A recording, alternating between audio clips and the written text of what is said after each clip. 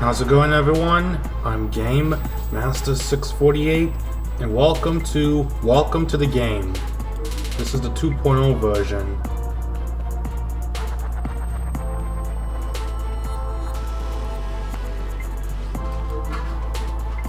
I did play this last night, yesterday, so I want to do this again on video.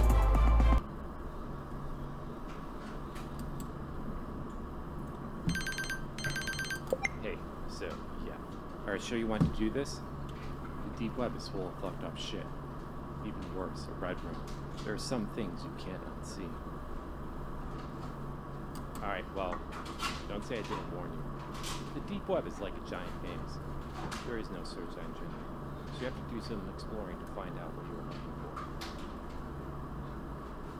for. First thing, there is two main programs of which you'll be using on your search for a red room.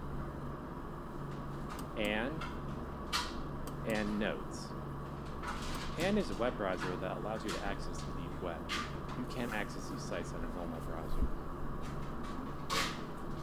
Notes is, well, notes. You can use this to take notes on what you discover, so this is a pretty important tool to use. I went ahead and set your homepage on hand to a deep wiki page to get you started. What you are looking for are 8 hidden keys on the deep web. Not all sites have them, but some do. You have to explore each page, click the links, and see what you discover. The hidden key looks like this. Each key contains an order number associated with them. This is important. Once you have found all 8 keys, you have to type out the complete key in order. This will provide you with the red rooms you are after.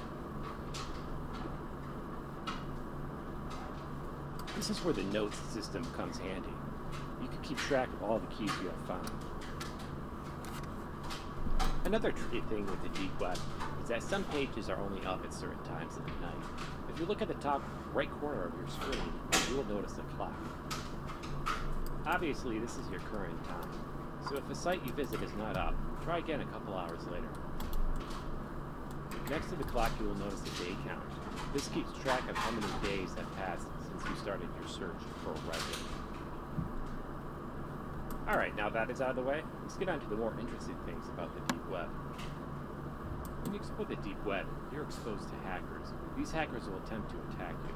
But don't worry, I went ahead and installed some tools to prevent this from happening.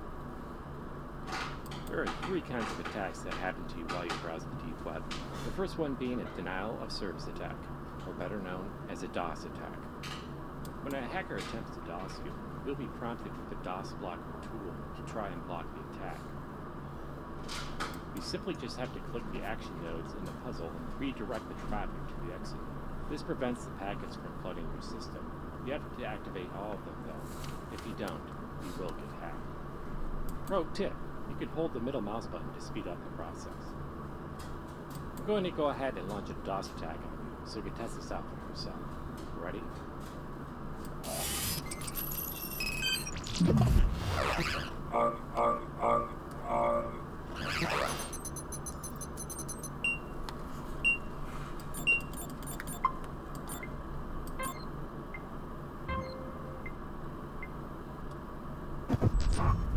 Okay, great.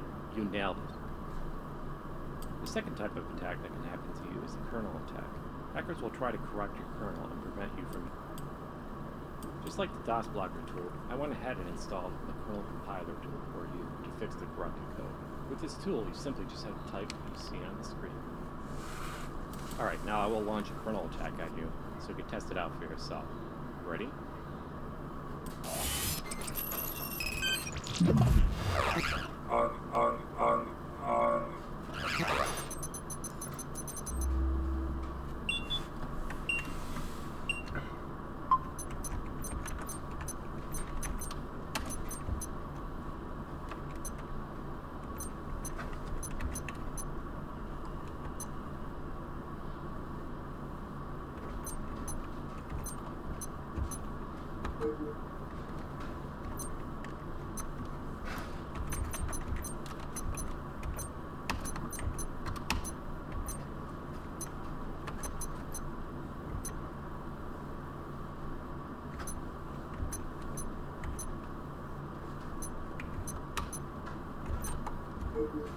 Okay, great. Now let's move to the third and final type of attack, the Vector Axis Performance Executor, or better known as a VAPE attack.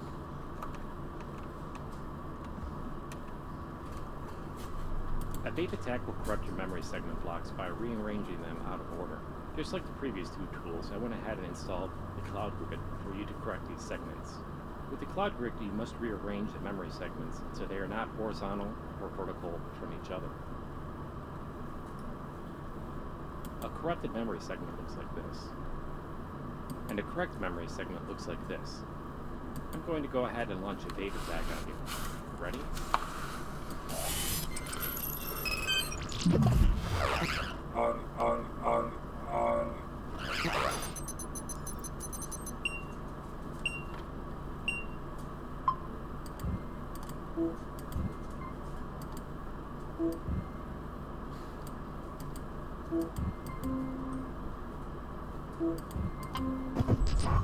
Excellent. Now you can only be hacked if your IP address is revealed. By default, Anne hides your IP address, though some websites may reveal it to the hackers. If you're getting hacked and would like for it to stop, simply just reset the modem. This will reset your IP address. That's about it. You are now ready to explore the deep web. Oh, wait a minute. A couple more things I forgot to mention. First, this is just an urban legend, so I'm not sure if it's true or not. But they say the farther you get into the deep web, kidnappers will try to locate and kidnap you. So be on the lookout for this. If you think someone is tracking you, just turn all the lights off and be quiet. Don't say a word. When you think the coast is clear, turn the lights back on. Now besides that, this I can promise you is real. Where you currently are, there is a serial killer on the loose. They call him the Breather. He looks for his victims browsing the deep web or random hitchhikers. It's kind of weird, but he also calls his prey before he kills them, breathing into the phone and saying other things that don't make sense. Hence why he's called the Breather. If you're somehow unfortunate to be a target of his, you have to block the front door with your life. He has a strict set of rules where he can only attack if he breaks through the front door. Don't ask me why. So if you feel like he's targeting you, be sure to check the front door at the house you're at. If he is there, hold the doorknob with your life and hope he doesn't get too aggressive. How do you check the door and turn the lights off? Well, once you zoom out of the computer mode by hitting the right-click button, hit the A, S, D keys to look around you. Certain items will trigger a sub-action you can do. Well, that's it. Good luck.